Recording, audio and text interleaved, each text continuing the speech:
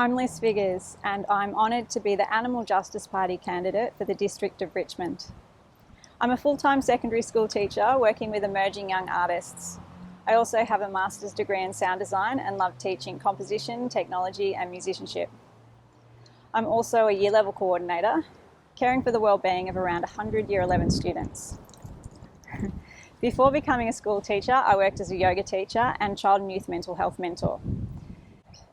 Mental health is still a passion for me. It's incredibly important and very relevant to my work as a teacher and coordinator. In my spare time, so during the evenings and on weekends, I volunteer as a wildlife rescuer, rescuing animals such as ducks, possums, native birds, and even water dragons. Often you'll find me up a tree, down a drain, in a pond, or even on top of a 3-story building trying to rescue an animal, and sometimes being outsmarted in the process. I love to play the piano, obviously I love animals, and I love to ride my bike. Rain, hail or shine, I ride my bike to work every day. And there have been some great changes on my route in the past few years. The safest parts of my commute are where bicycle lanes have been separated from traffic with concrete barriers. This has actually made a really big difference to how I feel about riding, especially at night or in the rain.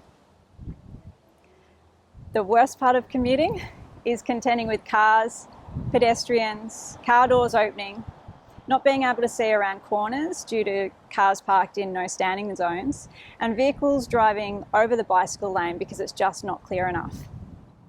I'm running in this election to give voters in the District of Richmond a kinder alternative.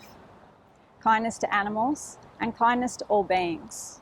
I know that the Animal Justice Party can make a difference. I'm proud to be running alongside Leah Horsfall, our upper house candidate for the Northern Metropolitan Region. Whether or not we're elected, Leah and I are doing an important job. That is getting the needs of animals on the agenda and also influencing other political parties to have kinder policies.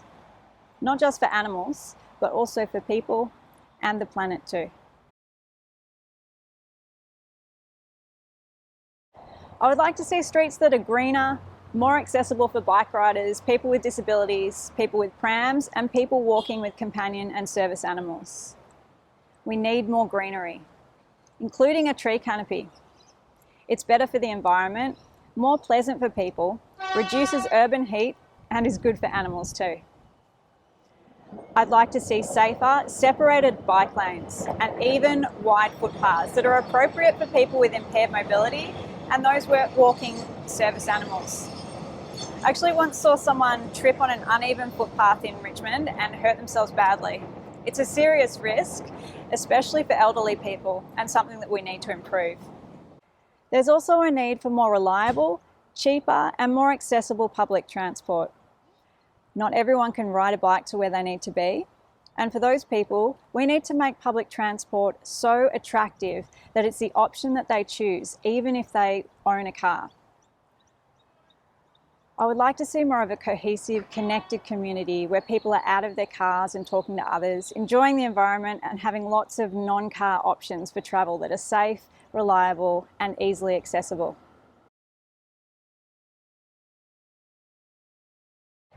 The core values of the Animal Justice Party are kindness, equality, rationality, and non-violence.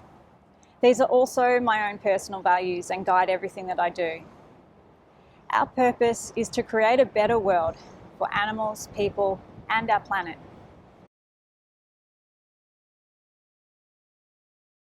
For me, a beautiful street is one that is welcoming to all and has space for all, whether they are on a bike, in a wheelchair, or walking their dog. It has greenery which attracts birds and reduces summer heat, separated bike lanes, and safe, wide footpaths. I also love it when people flower bomb green spaces and grow veggies, herbs, and native plants on nature strips. These small things bring so much joy to many, and they are so simple and yet also so beautiful. All 5 of our senses can appreciate beauty, and so for me, a beautiful street is one that is not chaotic with noise pollution or air pollution. Cars should move slowly at a safe speed, which also reduces noise pollution. As an arts teacher, I fervently believe in the value of public art and would like to see more of it on our streets. Whether it be impromptu chalk drawings by children on footpaths or commissioned street artworks. And lastly, a beautiful street is one in which people of all ages, races, abilities, genders, sexual orientation, etc. can feel safe, happy, and accepted.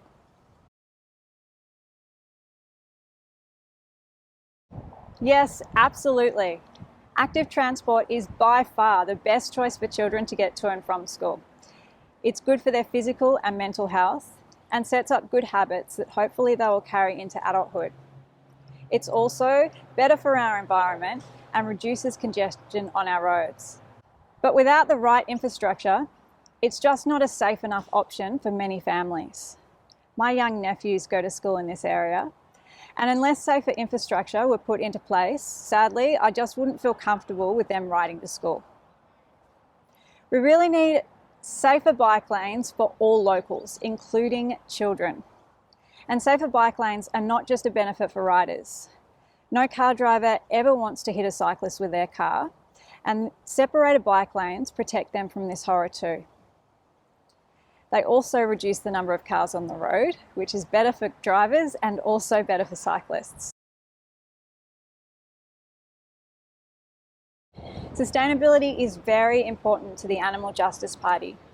Our land transport policy has a big focus on supporting active and public transport options as they are the better choice for people, not only for people, but also for animals and the planet we share. I would support increasing the share of the transport budget that goes toward active and public transport. I would advocate for this increased budget flowing towards improvements such as cycling and walking infrastructure and improvements to make public transport more accessible, affordable, and reliable. The state government should be supporting an integrated and sustainable transport system.